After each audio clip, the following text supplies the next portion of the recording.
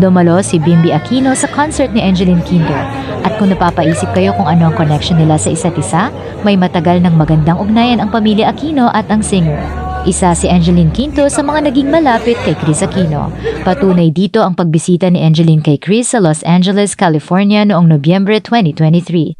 Personal siyang pumunta roon para kamustahin at bigyang lakas si Kris habang sumasailalim ito sa gamutan para sa kanyang mga autoimmune diseases. Sa pagbisitang iyon, nakasama rin niya sina Bimby at Josh. Noong Agosto 22, 2026, personal na dumalo si Bimby Aquino sa 15th anniversary concert ni Angeline Quinto bilang pagpapakita ng suporta. Nagsimula ang pagkakalapit ni Kris Aquino at Angeline Quinto sa kanilang trabaho sa showbiz. Si Angeline ang umawit ng theme song ng dating morning talk show ni Kris na Kris TV. Nang binanggit ni Angeline Quinto na siya ang umawit sa theme song ng Kris TV, mismo si Bimby Aquino ay humingi ng sample at pinagbigyan naman ito ni Angeline.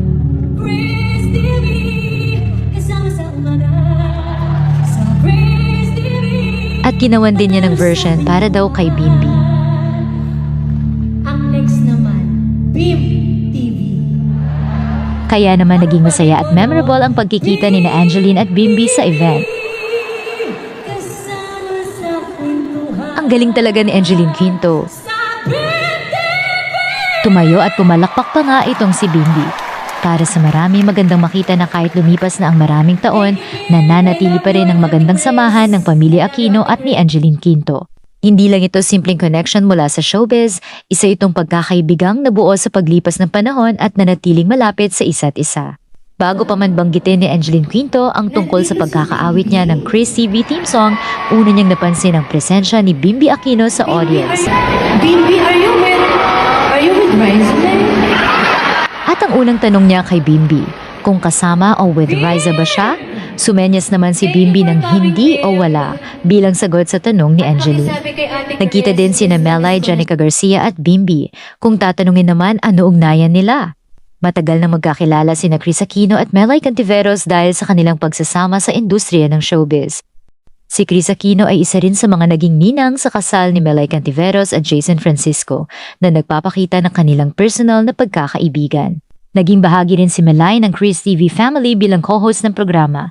Dahil dito, mas naging malapit ang kanilang samahan at nakilala rin niya ng husto sina Bimby at Kuya Josh. May pagkakataon din daw na personal na binisita ni Melay sina Bimby at Josh bilang pagtupad sa kanyang pangako kay Kris. Sa paglipas ng panahon, nanatili ang magandang samahan nila bilang magkakaibigan at magkakilala sa loob ng showbiz. Samantala, mayroon ding sariling connection si Janica Garcia sa pamilya Aquino at sa mga taong nakapaligid kay Kris. Para naman sa mga nagtataka at nagtatanong, akala namin nagbabantay kay Kris Aquino si Bimby, bakit nanonood naman pala siya ng concert? Ang pagpunta niya sa concert ay hindi nangangahulugang nakakalimutan niya ang kanyang ina.